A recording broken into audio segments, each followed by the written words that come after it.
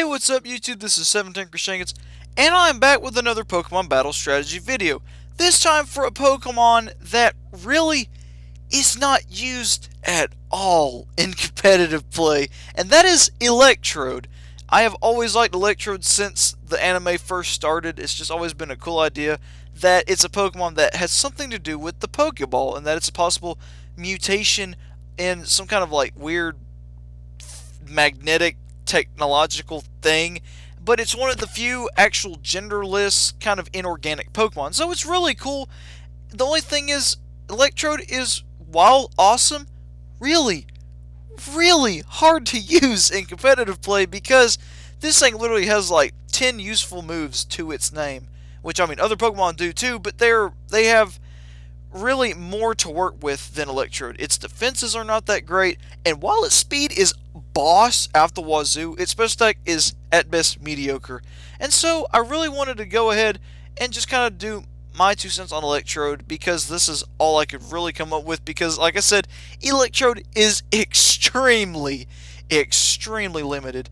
And so what you guys are going to want to do is first and foremost run the air balloon or the focus sash, but in this case I would say air balloon, because if you want to switch in on someone who's choice scarfed, like especially Garchomp or something, definitely staying away from Earthquake, as popular a move as Earthquake is, can definitely save you from a lot of heartache. Plus, Focus Sash can be used on so many better Pokemon, and so I would say the Air Balloon on Electrode. Either that, or maybe something like the Red Card, maybe? I don't know. I just don't think it really has the stats for that. But Air Balloon's the best thing I could come up with because, I mean, it's round like Electrode, and Electrode needs to float. It should have Levitate. But anyway, so for the ability, Soundproof is extremely limited, with moves like Uproar and Supersonic being very rare. No one uses Supersonic in competitive play, and no one uses Uproar. So the only move you'd pretty much be stopping would be Hyper Voice and Boom Burst. Or Echoed Voice with like Pixelate Altaria maybe. Or Mega Altaria. But really, other than that, you're not doing anything. And while Static is kind of handy, it's very just random. And so I went with its hidden ability, Aftermath, which does a fourth of your opponent's it does a fourth of your opponent's full health of damage to them when they hit you with a physical move and you faint.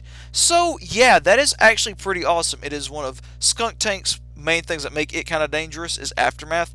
I mean, Stench is not that great, so yeah, Aftermath's a pretty good ability. I just wish more Pokemon had it. I mean, I think that right now only the Electrode family, Garbodor family, Drifblim and Drifloon, and Skunk Tank family has it. So really, it'd be cool if there was like literally like more of a bomb Pokemon that had this. And I mean, yeah, it's a really good ability, but at the same time, like I said, Electrode is extremely limited. And so yeah, I kind of wanted to go over really the moveset for this thing. And so yeah, like I said, not a lot of choices, so I did the best I could. So being Electrode, you really want to go with speed. Now, normally I would recommend Timid because I like outspeeding a lot of stuff, and usually I don't use Choice Scarf, so I'm like, okay, Timid or Jolly most of the time. For Electrode, I actually decided to go with Modest because, like I said, its special attack is really kind of mediocre, and so it needs all the firepower it can get, because max at level 100, even with the modest beneficial nature, it's still only 284 and 145 at level 50. So it needs all the help it can get. I mean, 284 is not absolutely terrible. It's about the same attack as Raticate, and Raticate is actually pretty decent. It's just kind of outclassed by a lot of normal types. But even with this speed being a neutral nature beneficial, it still has 379 speed. Now, if you know anything about the competitive scene, you'll know that some Pokemon like Noivern are able to tie with this and possibly outrun and kill Electrode. But one Pokemon that everybody uses, I'm not kidding, everybody except me uses this, but I want to raise one soon, probably with Torrent instead of Protein, but Greninja. Even with a modest nature and max speed investment, Electrode still outruns Greninja by 2 points. 2 points! And that is enough for Electrode to at least do some damage, or at best, kill Greninja. Because if Greninja's the last Pokemon on the team, I mean, I don't know why you wouldn't switch out Greninja on Electrode. I mean, unless you just underestimated Electrode, you're like, huh, it's stupid. But, yeah. So, yeah, definitely a quick stop to Greninja. Pretty cool, because, I mean, unless it uses, like, Grass Knot or something, then you're pretty much screwed. But really one of the few Pokemon that can actually outrun Greninja and actually kill it. I mean, besides Jolteon and others like that, Raikou and stuff. But yeah, details, details. But really, like I said, for the moveset, so hard to come up with one. So I thought of Taunt because Taunt is really, it's weird that he gets it having no arms and the animation involves a hand taunting the opponent. But hey, I mean, this is pretty much about the best thing Electrode gets for like support or just kind of messing with the opponent. So yeah, Taunt is actually pretty good. It can stop Swords Dancers, Agility Pokemon, Dragon Dancers, stuff like that, Protectors, things like that, or Baton Passers, anything like that, any number of Pokemon that like to just set up, you can stop them dead in their tracks, and they really can't do much, and then they'll have to switch out or something, and that might get you a free move, or a Volt Switch, which I'll talk about in a minute. But really, Taunt is about the best thing that he can get for messing with opponents. Light Screen's terrible because it's really doesn't benefit Electrode at all because Electrode's just going to get 2-hit KO'd or sometimes 1-hit KO depending on the Pokemon and move. So really, Taunt's best thing you got. Thunder Wave or Toxic. Thunder Wave is really for just messing up sweepers. Like if you want to really mess up someone's day, if you can't quite kill Greninja, if it's not the type that's beneficial, I mean that's weak to you, like if it's not a water type and you can't just use Volt Switch, paralyze it. That cripples it. Paralysis cripples so many Pokemon. Mega Kangaskhan, Mega Lopunny, Mega Beedrill, and the list goes on and on and on. Alakazam and all these other Pokemon. Gengar! I mean, all these crazy fast Pokemon are instantly shut down and screwed over by Thunder Wave. Now, Toxic does the same thing, but it really kind of gives you more variety and it gives you more damage input. Of course, both of these are stopped dead in their tracks by Heal Bell, but Toxic is able to, if you can't kill a Pokemon, or if you're about to die anyway, Toxic is a good way to go because it at least leaves a mark and whittles Pokemon down gradually, and then your teammates can help back you up after you die. So, yeah, for the third slot, I bred, I kid you not, like 2 weeks, because this is actually an Electrode I bred for and nicknamed Bitan based on the Smash Bros. Brawl villain from Subspace Emissary, but I bred for like 2 whole weeks for Hidden Power Ice because I got it like 5 times, but every time it was missing like speed or special attack IVs, or it had it had soundproof or static, and I wanted Aftermath. I was like, I hate my life, but I finally got Hidden Power Ice after breeding for a while, and I got it's relatively superior.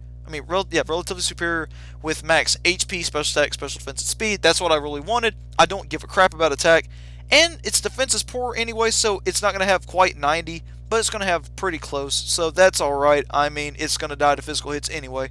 So, Hidden Power Ice is the best I can come up with, because you could do Grass, Dragon would be cool, Still would be cool, Ghost would be interesting, but I feel like Ice is the best because you take out one of the main things that resist you, the two of the main things that resist you, Grass and Ground, of course, and Dragon. This is a good way to really mess up some Pokemon, especially ground types, because like really poor special defensive. I mean, most ground types are very poor in special defense.